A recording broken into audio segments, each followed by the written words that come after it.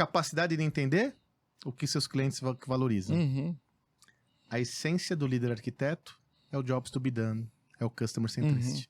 Então eu vou conseguir construir arquiteturas na medida que eu entenda profundamente o meu cliente. Sustainable Competitive Advantage, vantagem competitiva sustentável, que é aquilo lá que te dava uma fonte de lucros durante décadas. Décadas. Décadas, né, Sandro? Décadas. Então todo mundo ficava protegendo aquilo lá. Isso. E não desmantelar. Hoje, se você não tem uma cabeça para desmantelar o que você construiu de uma maneira rápida, porque tem outras tecnologias que vão vir e vão acabar com o seu modelo de negócio.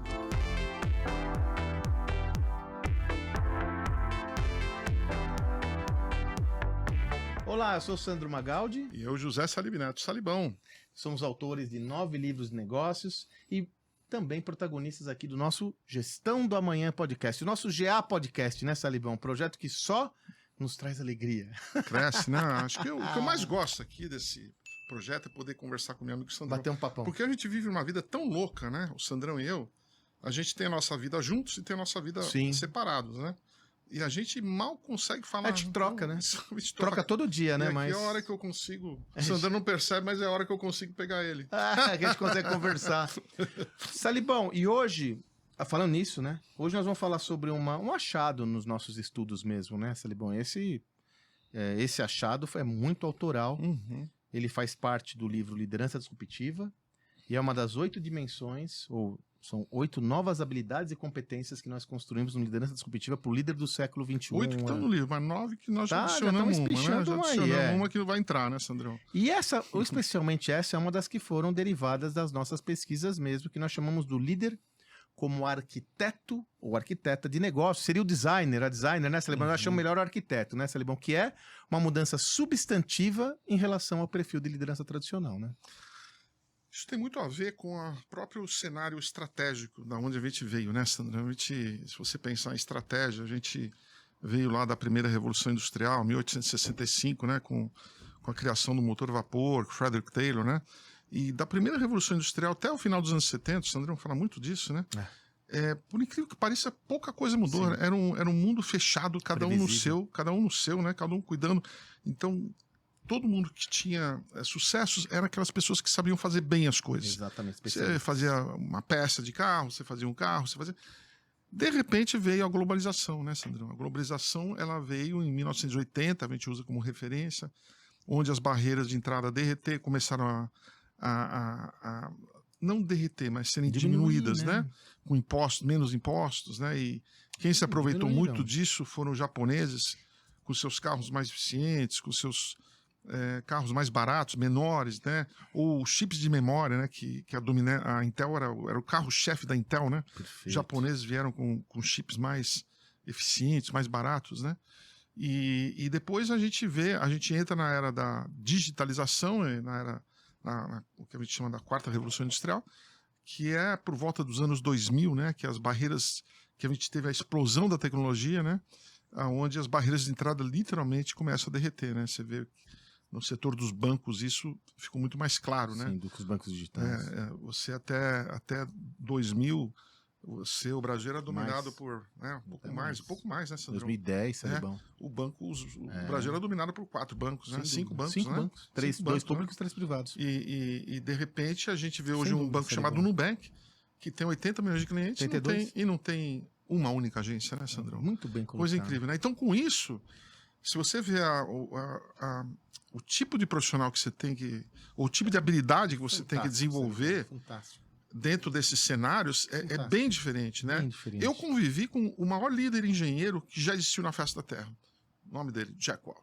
O CEO dos CEOs. O CEO dos CEOs, o CEO do século, né? O CEO do século. Século XX foi eleito o CEO do século XX. Ele era um sonho nosso, né? Trabalhar com ele, eu fiquei em cima dele, fui atrás dele. O Jack Welch, assim, o desejo era tão grande, Sandrão, que eu comprava entrada nos eventos que ele ia falar, só para chegar no final do coisa e dar um oi para ele. Brasil, não sei o quê, né? Sou o Salibão. Mas foram assim, era só assim que eles pegavam, né? Imagina o que o Jack Welch queria fazer no Brasil, com todo respeito, né? Não, o Jack Welch seria o que fosse, sei lá, um Jeff Bezos hoje. Exatamente, mas aí eu comecei a ver que ele iria se aposentar, começou a ver, e aí eu encacifei ele em 2000, né? Para vir para o Brasil, para Argentina, né? Principalmente. Depois a gente trabalhou com ele em outros países, né? E o cara era tão respeitado, Sandrão, que nós fizemos um evento com ele em Boston. $10 mil hoje seria, né? Foram lá em 2000 e pouco.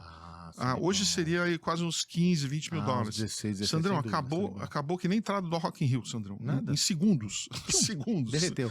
Foi que nem entrada do Rock in Rio, porque o Rock in Rio também é assim. Seriam 100 paus hoje, exatamente. quase. Lotou. Eram 100 pessoas, e que era 100 pessoas. E foi a única vez que ele fez esse programa. Aliás, ele fez aqui no Brasil fez também. No Brasil. Né? Foi assim, as duas vezes. Mas ele era o típico líder engenheiro, né, Sandrão? O cara, para começar, ele era PhD em engenharia química, né? Então já começa ele é literalmente o líder engenheiro. Então ele era um cara assim que agia de acordo, né? Que pensava assim, era muito adepto à estratégia do Michael Porter, né? De criar barreiras de entrada, de aniquilar o seu concorrente, né? De você aniquilar ser o número 1 ou 2 em cada categoria. Aniquilar no sentido assim de em termos de negócio, passar por cima, né? Torná-lo irrelevante. E torná-lo irrelevante, né? E aquilo lá era fantástico. Eu lembro dele, né? Eu sou, para quem não sabe, eu tenho 1,90, né? E o Giacotti era menorzinho, né? Mas ele tinha um vozeirão, Sandrão. Ele falava assim, José! Cara, eu levava um susto, Sandrão, sabe? Eu me sentia pequeno perto dele. Neutron Jack. Né? Eu me encolhia, sabe? Ele me fazia encolher. E o apelido dele era Neutron Jack. Neutron Jack, né? Neutron. E quando ele passava, quando ele visitava as fábricas da GE, no dia seguinte tinha 20% a menos de colaboradores. Né? Só na passagem dele. Só na passagem dele. Por isso que era chamado. Né? Por isso que era chamado. Então, ele é o típico engenheiro, mas só para aquela época fazia sentido, né, Sandrão? Aí veio a derrubada de barreiras. Naquela época, em 2000, Sandrão, em 2000 a GE valia 600 bilhões de dólares.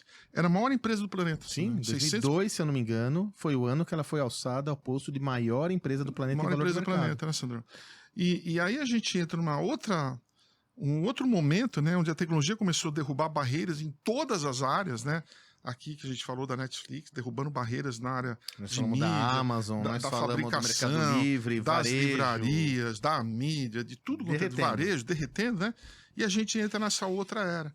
E aí, quando a gente entra nessa outra era de derrubar barreiras de um mundo muito mais rápido, com muitas outras variáveis, o vencedor vai ser aquele líder arquiteto, ou a líder arquiteta, né, Sandrão? Que consegue juntar os pedaços, né, Sandrão? Ficou legal, né, Sandrão? Cara, muito boa. Porque é exatamente isso.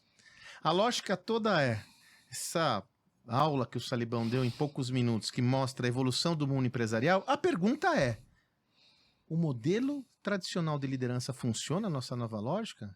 Será que se o mundo mudou dramaticamente como tem mudado, eu não tenho que pensar um novo modelo de liderança mais adaptado a essa nova realidade?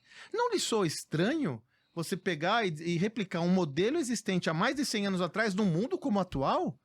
Horas, um médico. Você iria num médico que continua adotando os mesmos procedimentos de 150 anos atrás no seu ofício? Eu não iria, né? Por que liderança é diferente? E aí, dessa lógica, veio o líder arquiteto. Lembra que a gente estava escrevendo no livro, Sandro, que a gente ficou entre ser o líder arquiteto e o líder designer? Designer, né? Porque aí você até falou, pô, Sandro, design é legal, mas talvez as pessoas não vão ter um entendimento claro do que na língua portuguesa. Exatamente. Que é um arquiteto. É um arquiteto, né? Ó, antes de continuar aqui no conteúdo, eu não posso esquecer de dar 2 recados para você. O primeiro, assine nosso canal, né? Nos siga aí no nosso canal, né? Se você quer acompanhar todos os nossos conteúdos aqui no YouTube, ser notificada quando entra os conteúdos, semanalmente, toda sexta-feira tem o GA Podcast, mas nós entramos com conteúdo quase todo dia. Nos siga aí no YouTube, também no Spotify, se você prefere ouvir. E mais, faça aí seu comentário. O que você está achando desse conteúdo? O que você quer ouvir? Que tema você quer ouvir? Ficou com alguma dúvida? Faz seu comentário, que eu leio todos os comentários e respondo a todas as questões dos nossos clientes. Salibão, a sua introdução foi perfeita.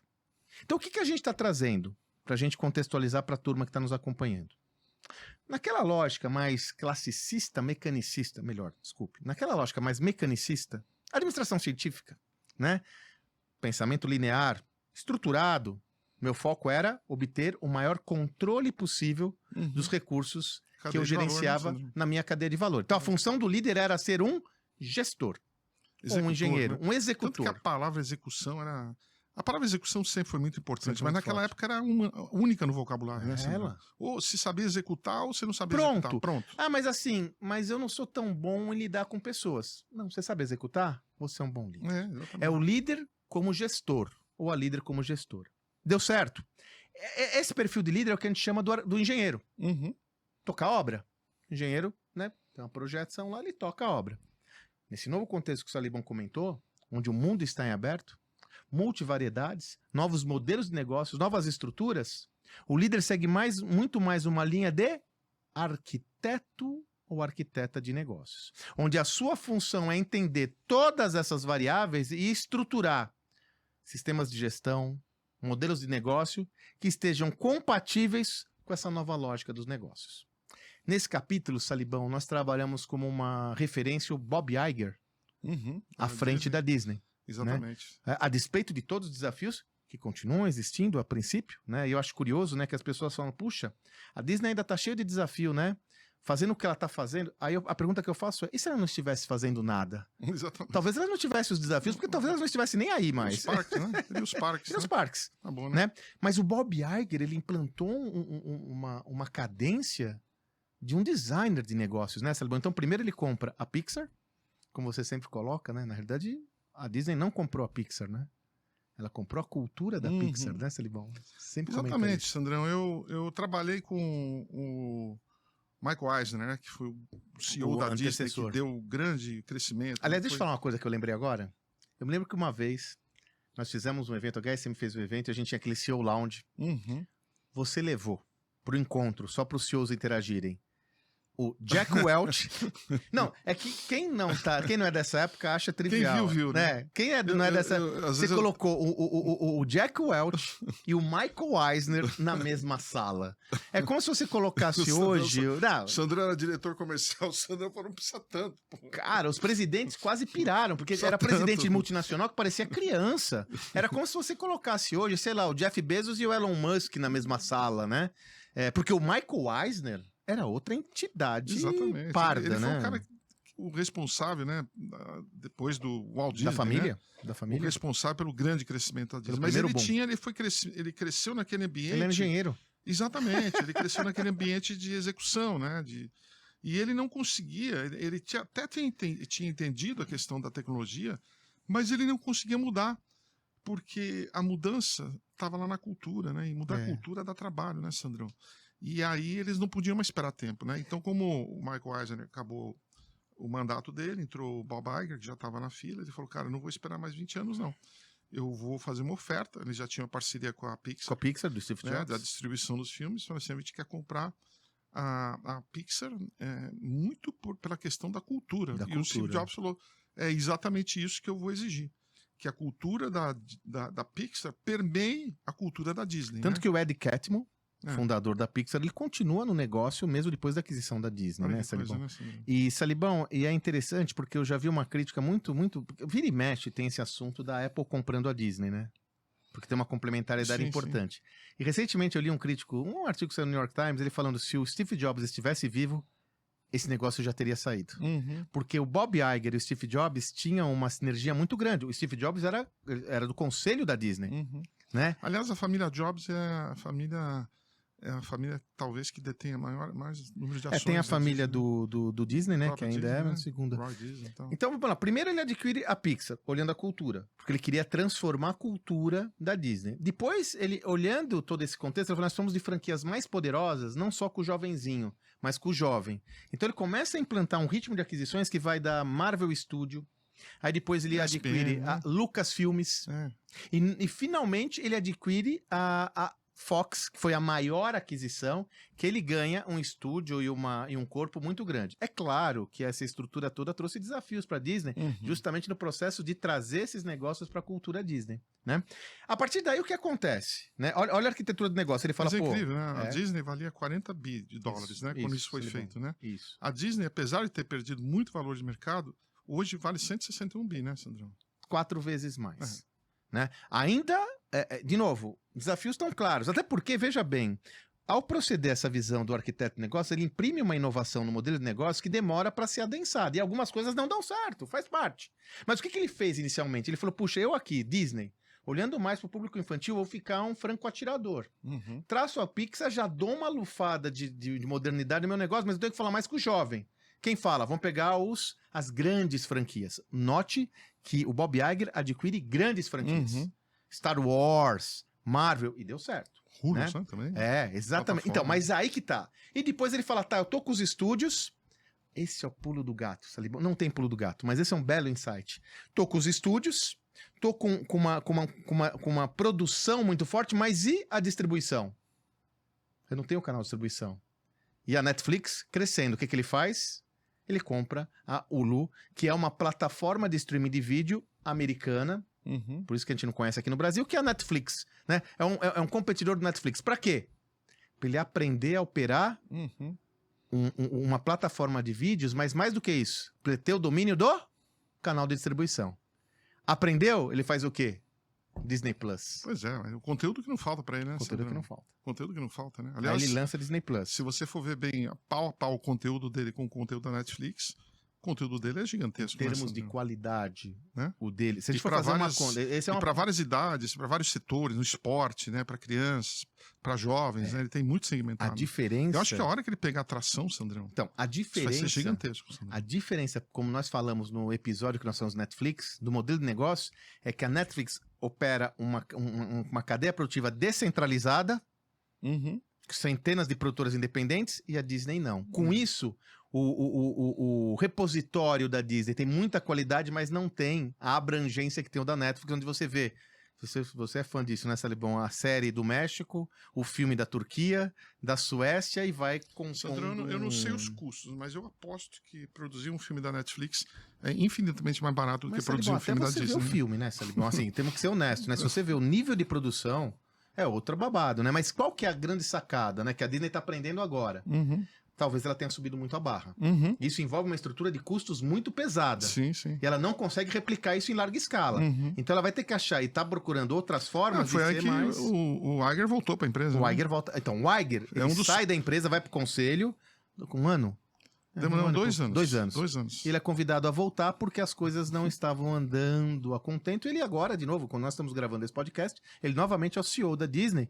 E inúmeras ações estão falando. Por exemplo, fazer um spin-off, né, do que é esporte Uhum. para os parques, com o De objetivo novo, né? de Você vê refrigerar como isso. é Arquiteto. arquitetura, né, Sandrão? Você já não é mais olhar para Tocar o negócio. passar por cima, acabar com ele. Salibão, É você jogar o jogo com excelente. um ecossistema, né, Sandrão? Ver Eu qual é o co- teu Você ecossistema. Né? contratava um CEO para tocar o negócio. Exatamente. Não era para ficar pensando arquitetura. Não. Toca o negócio. O cara é executor, aquele cara Executor. vinha com aquela cara de amarrado assim, de passar por cima, né, Sandrão? Nossa, eu já vi uns desses aí. Ó, não eu peguei gostei aqui, nada. eu até peguei uma cola aqui, Salibão, ó. Eu lembro tem Ah. um cara que. Não O fala Larry nome da Boss, pessoa. Sandrão, o Larry Boss. Boss. Cara, eu passei O perto Larry dele, Boss. Sandrão, dava medo. Execution com Juro por Rancharan. Deus, dava medo, assim. Eu passei do lado dele, nós tivemos num evento nosso, eu achei que ele ia me executar. Tamanho execution dele, juro por Deus. Então, focado em execução, Era um cara que você tinha medo, Sandrão. É. Hoje você vê um ar na vida, você tem. Cara, você já começa. Assim, eu lembrava assim, passava em frente ao Bossett, que eu tive ele num evento lá em Nova York, eu tinha medo, né? Eu vi um rolo compressor. Eu passo do lado do Iger, eu vejo um jogo de xadrez. É. Olha que coisa. Olha que percepção de valor. Não é verdade? Quer ver outro? Puta, legal isso, né? Outro que a gente assim, sempre trabalha e você adora é o Cisco. John Chambers, né? John Jogo Chambers. de xadrez, né? Sim, sim. John Chambers. Hoje, Né? cada vez mais, a gente joga jogo de xadrez, né? Um jogo de Temos xadrez. que Não é ter dama. E temos que ter gente muito bem treinada para jogar xadrez, Sandrão. E o Esse que líder é o problema. primeiro. É. Ó, para escrever o livro Liderança Disruptiva, nós entrevistamos 16 personalidades no Brasil e no mundo. Né? E aí, graças ao networking do Salibão, nós entrevistamos Jim Collins, Alex Philip Osterwalder, Kotler, Felipe Kotler, William Yush. Aqui no Brasil nós falamos com o Silvio Meira, Guilherme Horn, falamos com a Sofia Esteves, enfim, foi uma turma da pesada. No papo que o Salibão teve com o Rancharan, eu vou pegar aqui uma fala, uma aspas que eu até usei quando eu escrevi o texto, que é bárbara. Foi da conversa que o Salibão teve com o Charan, só pra nós, tá? Isso daqui é material nosso. Inclusive no livro, você tem os QR Codes que dão acesso a trechos do vídeo. Olha só, Salibão, lembra dessa? Fala do Rancharan. A obsolescência da liderança é uma realidade. Muitos líderes em empresas tradicionais desenvolveram suas habilidades cognitivas em torno da dicotomia gradualismo, crescimento rápido, pensamento linear. Exatamente.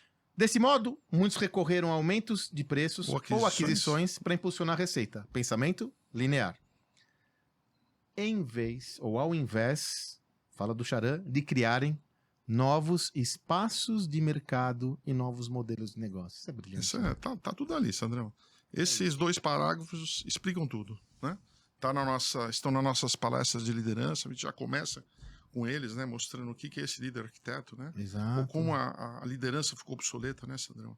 E quem não percebeu, né, acaba sendo engolido, né, Sandrão? Pô, Salibão, ó, tá nas nossas palestras sobre liderança, né? Inclusive, eu e o Salibão hoje, palestras em company. Vou fazer essa contabilização no final do ano. A gente tá apresentando aí umas 180, 200, nós dois, umas 180, 200 palestras por ano para empresas. Eu tenho 12 né? até o final do ano. Pois é. Estamos acabando o ano, tem Acabando 12. o ano é uma grandeza. Tá presente nas palestras sobre liderança, tá presente nas palestras sobre inovação. Uhum. O líder arquiteto de negócio é quem dá conta da inovação. Tá presente nas palestras sobre plataformas de negócio. Pois é, o líder é um inovador hoje. Né? Eu lembro que na época da execução, A execução parece uma coisa lá da cadeira elétrica, né? Mas não era onde a execução tocava o bumbo, né? E hoje a execução tem que estar embutida, já não dá para ficar falando. É que nem vir falar, não, vamos falar de qualidade. Cara, tem coisas que se já não está embutido na tua empresa, esquece. Né? Pressuposto básico. E o que eu estava falando, Sandro? Na época que você tinha essa visão só da execução, a orientação era para uma pessoa que executava. Sim, que assim, não pensava, não olhava ao lado, e nessa entendeu? época, não pensava em plataformas. Você tinha um cargo chamado diretor de inovação, Sandrão. Você acredita? Você lembra? Sim. O diretor de inovação? Sim. Era um cara sozinho, que não tinha nem equipe. Franco atirador. Era um franco atirador, né? Hoje você dá um cargo desse numa empresa dessa, o cara fala, você tá brincando, né? Cara, ou é todo mundo aqui diretor de inovação, ou esquece, né? Ou não tem como. E aí, ó, eu peguei também aqui, acho que uma referência importante, que a gente escreve os 5 princípios do líder arquiteto, né? O primeiro, a capacidade de entender o que seus clientes valorizam. Uhum. A essência do líder arquiteto é o jobs to be done, é o customer centricity. Então eu vou conseguir construir arquiteturas na medida que eu entenda profundamente o meu cliente. O segundo, usar tecnologia, né, Salibão? Usar tecnologia para conectar e aprender sobre os seus clientes. Porque assim, quando a gente fala de arquitetura de negócios, a tecnologia é um habilitador de pensar modelos de negócios virtuosos, originais e expansionistas. Para que eu pense meu negócio em escala, eu preciso pensar tecnologia, Salibão. Lembra o Andy Grove, quando falava daquela lógica do 10X, que você usa muito no conceito do Google X, inclusive, do Moonshot? Sim. Quer dizer, para pensar 10X, ou eu uso a tecnologia ou não uso. Então, o líder arquiteto ele tem que entender tecnologia. Criar modelos de negócio que sejam lucrativos, mas também sejam escaláveis. Exatamente. Quando o Bob Iger, só para dar esse exemplo, ele pensa no streaming de vídeo, horas, por mais que seja desafiante o Disney Plus, a escalabilidade do Disney Plus é muito superior à dos parques. Exatamente. Por mais que os parques sejam mais lucrativos ainda hoje. Mas em termos de escalabilidade, é muito diferente. Eu tenho uma capacidade limitada no parque. Exatamente. Eu não consigo ampliar. Né? Então eu tenho que pensar em modelos de negócio que sejam lucrativos e escaláveis. Construir uma rede ampla de parceiros para eu ter liquidez. Senão eu vou ter que dominar toda a cadeia de valor, eu não vou conseguir ter escalabilidade. E, finalmente, o último elemento é adotar modelos de negócios mais sustentáveis para o futuro da companhia. O líder arquiteto de negócios, ele é arquiteto de negócios porque ele está pensando na sustentabilidade futura da empresa. E eu vou lembrar outra entrevista que nós fizemos com um grande pensador aqui do Brasil, o Silvio Meira, que comenta que uma das principais responsabilidades do líder hoje é capturar o valor futuro da empresa para o presente. É zelar pela sua sustentabilidade, entendendo todos os movimentos do contexto e criar modelos de negócio, usando a tecnologia que sejam escaláveis, lucrativos, pensando no quê? Nas tendências emergentes do consumidor. É capturar o valor futuro para o presente negócio. É onde entra o arquiteto, né, Salibão? E também, Sandrão, trazendo para a conversa a questão dos ecossistemas, né, Sandrão?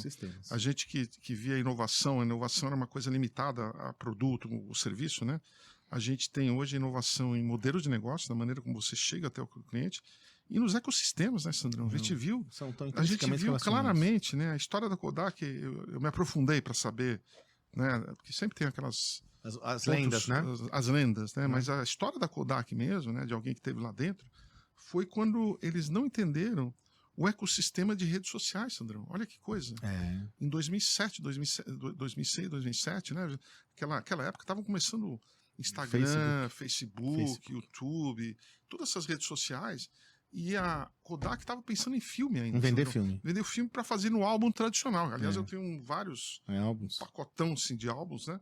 E eles estavam pensando nisso, porque a metade do faturamento deles vinham de filme, Sandrão. Mas olha o insight, Salibão. Um dos desafios que você traz com essa sua fala é que quando eu penso em cadeia de valor, eu conheço os agentes da minha cadeia de valor. Exatamente. Então ele tinha lá os fotógrafos, ele exatamente. tinha lá o Quem produz acetato, o ele sabia papel, tudo. tal, não sei o quê. Quando eu penso em ecossistema, você navega para um outro mundo onde ele, no caso, não tinha um conhecimento dos agentes desse ecossistema. Por isso que ele era muito mais um engenheiro construindo valor na cadeia de valor do que um arquiteto. Ao entender o ecossistema, ele devia pensar o quê? Puxa, como eu posso ser um habilitador da minha tecnologia para os smartphones? A saída da Kodak era essa, Salibão. Exatamente. Como ser um habilitador da minha capacidade de gerar imagem, que é um elemento absolutamente valorizado pela nova economia, em parceria com Samsung, com Apple. Pois é. Mas não. O meu negócio é outro. Chegaram o Miopia. umbigo, só olhando para o umbigo deles, né, Sandrão? Olhando para aquela questão, né? Porque naquela época, antes dessa exponencialização, do derretimento de barreiras, era natural das empresas construir o que o Porter chamava de Sustainable Competitive Advantage, né?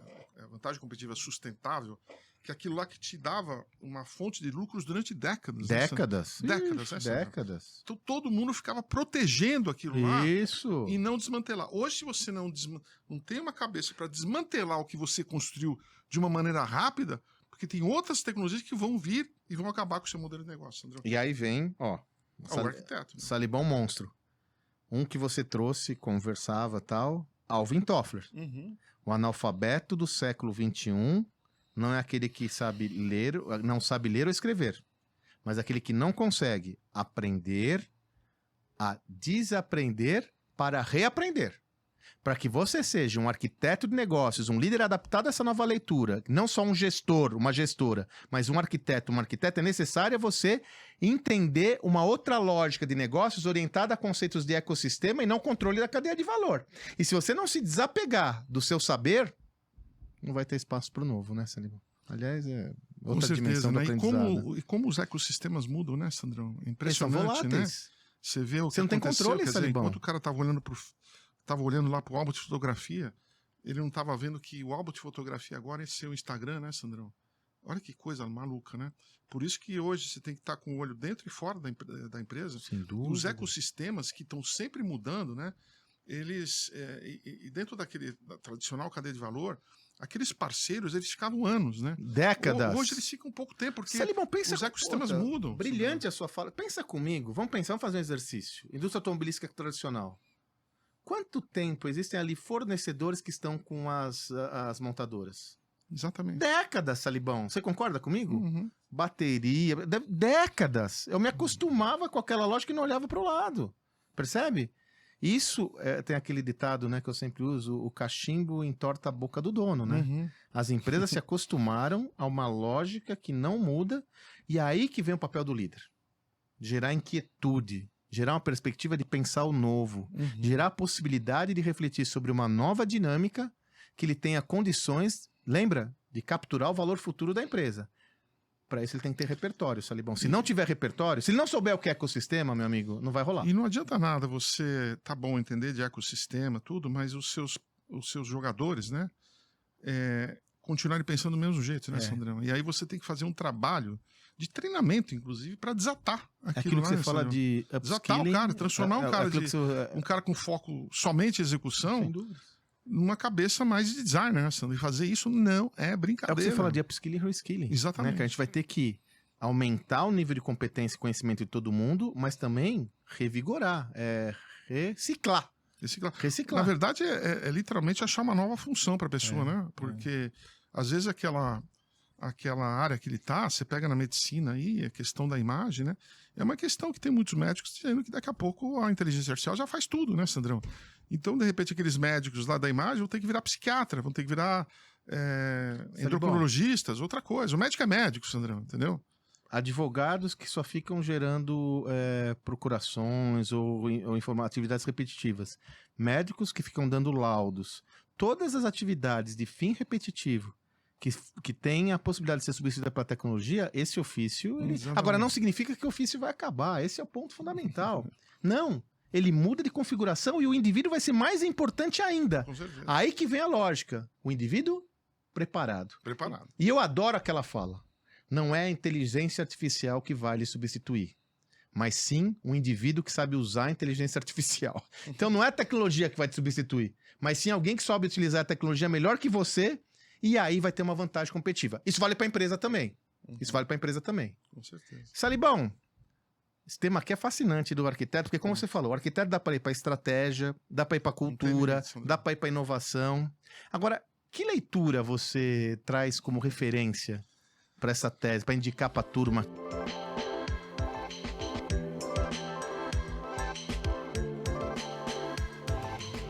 Eu gosto muito aqui do livro do Klaus Schwab, fundador do World Economic Forum.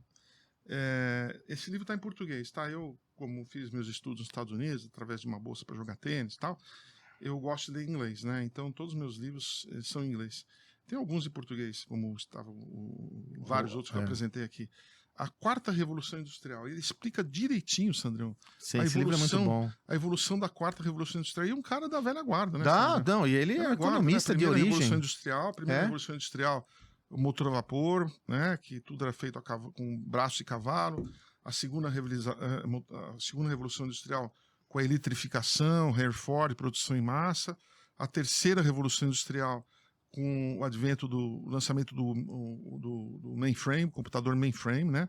Lá nos anos 60, e depois a quarta Revolução Industrial, entrando nos anos 2000, que a gente inclui também, onde integra o digital, o biológico e o físico, juntos, atuando juntos, né, Sandrão?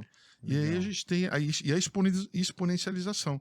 Então é importante que dentro desse contexto do líder arquiteto, de todas essas habilidades, plataformas, ecossistemas, vocês entenderem o contexto que nós estamos vivendo. Se você não entender o contexto, isso aqui vai ficar um joguinho de memorizar, né, Sandrão? Então é fundamental. Lembra aquilo que você comenta no seu papo? Um livro leve aqui, ó. Aliás, aqui, pessoal, todo rabiscado. Aqui, aliás, nós usamos muito essa obra desde o Gestão do Amanhã. Ó, para quem quer saber o estilo aqui de Sandrão também, aqui, ó, tudo rabiscado, tudo anotado, palavras que nos ajudem a lembrar dos pontos principais, olha, tudo, acho que não tem uma página com alguma coisa rabiscada aqui. E aí o que acontece quando você volta para o livro, você vai direto para a parte que lhe interessa. Que lhe interessa, né? Esse livro, gente, aliás, nós usamos no Gestão do Amanhã. Começando a olhar essas coisas, me deu vontade. Acabando aqui o nosso podcast, eu vou dar uma olhada. Estudar isso aqui. Não há dúvidas. Não há dúvida. No Gestão do Amanhã, nós fazemos a linha do tempo da gestão. Nós usamos a Quarta Revolução Industrial. No Estratégia Adaptativa, nós fazemos a linha do tempo da estratégia. Nós usamos a Quarta Revolução Industrial. Por quê? Lembra aquilo que você comenta no seu papo com o David Ulrich? Não é que o conteúdo é o rei. É o contexto, né? É o contexto. O contexto é o reino, né? O contexto é o reino. O conteúdo é o rei, o contexto é o reino. Se você não entende o contexto, você não consegue entender o conteúdo direito. Então você tem que ter repertório para entender o contexto, para adotar conteúdos adaptados a essa era. Se você não tiver repertório, você não muda. Aliás, também já, né? A coisa anda tão rápido aqui, né? Que nós apresentamos no nosso livro Liderança Disruptiva as 8 fases, né? Quando ainda com uma constelação. Um nono aqui, que é o líder conector no meio, né? Que tem um podcast que nós gravamos só sobre o líder conector, aliás. E agora nós temos mais um, que vai ser incluído na próxima. Quando tivermos escrevendo na próxima tempinho, edição, né? que é quando tiver um tempinho, né? Nós estamos escrevendo 2 livros ao mesmo tempo agora, né? Mas o líder curador, né, Sandrão? A líder curadora, né? Porque hoje nós temos tantas opções que a gente precisa saber onde que nós vamos. Mas sabe o que a gente podia falar com a editora para ver se a gente não consegue inserir na próxima edição? Né? Porque a gente escreve rápido agora, Sandrão, a turma que apostou que botou bilhões de dólares nos NFTs, que botou bilhões de dólares no metaverso, que botou milhões de dólares no Bitcoin.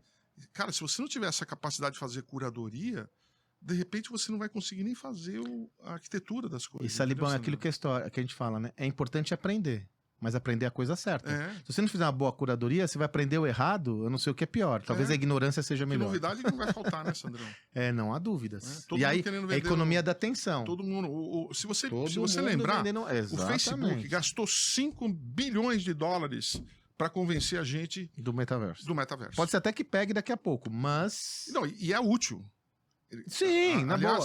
Cara, metaverso, tantas utilidades. Uma hora vira. Agora, você precisa saber o timing timing disso, né? né? Quer dizer, inegavelmente, a dinâmica da inteligência artificial vem muito à frente do metaverso em termos de, sobretudo, de cadência de adoção tecnológica, facilidade. Um dos grandes problemas do metaverso é a fricção. Nós já fizemos até um episódio do podcast só sobre como tirar a fricção. O grande problema do metaverso é a fricção. E a grande vantagem da inteligência artificial é que não tem fricção hoje com a inteligência artificial regenerativa, como o ChatGPT. Então, note que a curadoria é fundamental. Por isso que é importante você adquirir conteúdo de fontes confiáveis. Aliás, falando em repertório... Olha, no final do dia...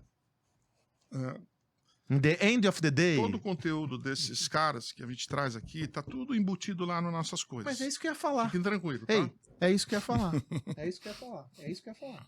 Falando em repertório, agora, em 2024, nós abrimos nossa agenda com os nossos eventos. Então, todos os nossos 6 eventos, né, Sandro? 6 eventos no ano. 3 no primeiro semestre, 3 no primeiro semestre, 3 no segundo semestre. E o primeiro, a imersão em mentoria e gestão do amanhã na prática. Final de fevereiro, né, Sandro? Final de fevereiro. É um banho de loja. O que é um banho de loja? Sandrão, eu estamos em cima da bola, porque a gente não para de estudar. Não. E outra... Escrevendo 2 livros simultâneos. Esse evento é a 14ª turma da nossa mentoria. Cada turma é uma aula diferente. Mas vocês vão falar de novo da estratégia? É uma aula diferente. Nós já desenvolvemos tanta coisa sobre estratégia nova, tanta coisa sobre cultura, então nós fazemos um convite a você. São 2 dias em São Paulo, presenciais, onde nós vamos explorar de A a Z, inovação, liderança, cultura, inovação, liderança, cultura e estratégia. E customer centricity. Como viabilizar... E customer centricity, né? Tudo isso. Como viabilizar a inovação. Caso prático. Convidados. Os nossos convidados, assim, só gente pesada, né? Porque a gente quer mostrar para você na prática. Acabou o evento? Não, não acabou o evento. Depois nós temos online, depois do evento, adensou, você voltou para o escritório, entendeu, aplicou, tem dúvida? Fazemos uma sessão de mentoria coletiva, eu e o Salibão, online. Ainda tenho dúvida? Você tem acesso ao nosso Zap para tirar dúvida, para conversar, dialogar a hora que você quiser. Além disso, temos já Talks. Quem entra na nossa comunidade, todo mês nós fazemos um encontro via Zoom só para nossa comunidade. Então é sobre inteligência artificial, temas até mais particulares e específicos. Como eu faço um onboarding de colaboradores, como eu gero inovação na prática. Todo mês a gente traz gente da pesada para compartilhar conteúdo conosco. É o lifelong learning, né, Salibão? Temos aulas especiais adicionais. E aulas adicionais, né? O Salibão dá uma aula desvendando o sistema de pensamento de Peter Drucker. Dizem que só essa aula vale tudo. Eu acho que vale. Dizem, né? Eu acho que vale. E uma aula também sobre agilidade. Percebe? É um flow enorme que você não é um programa, um curso. Você entra na nossa comunidade, já 14ª edição, 480, 500 pessoas já passaram, NPS altíssimo, a gente quer te convidar. Você tá interessado, interessada? Vamos deixar aqui na descrição um link para você se candidatar, mandar suas informações, a gente passa, todos os candidatos passam por um crivo nosso para a gente manter o nível da turma, para que a gente possa nos assegurar. No mesmo nível. E são poucas pessoas, né? É um grupo pequeno. Beleza? Vem com a gente que vale a pena. Para finalizar, não deixa de nos seguir aqui no YouTube, ou se você está nos ouvindo no Spotify, para que você receba as informações em primeira mão. Compartilhe aí com a turma o nosso programa, vamos aumentar essa onda. E faça o comentário, o que você quer ouvir aqui? Ficou com alguma dúvida? Você quer que a gente explore alguma coisa no podcast, em outro episódio? Manda aqui que nós respondemos a todas as questões. Fechou? Hoje foi Líder Arquiteto, mas vem mais coisa por aí, né, Salibão? A gente não para aqui, Sandro. Beleza? É isso aí. Valeu? Até a próxima. Um abraço.